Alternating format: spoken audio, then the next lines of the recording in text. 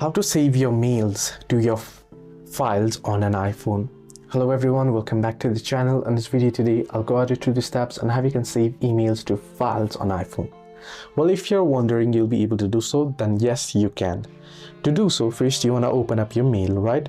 So open up your mail and head over the mail that you would like to save to your files. Now here you'll find at the bottom, you'll find the share icon, as you can see on the screen. Tap on the share icon there, and now here if you scroll down, you'll see that here there is the option to print. So you want to tap on print. Now you don't have to print, just follow my steps. Tap on print, and once you're on the print page here, tap on the share icon again at the top beside the options, beside the print option. Print and options in between, you can see share icon. Tap on it, and once you tap on it, now scroll down and you can see save to files option. Tap on save to files and choose the location that you would like to save, and you'll be able to save it. So this is how you can save emails to files on iPhone. Hope this video helped. Do like and subscribe as well.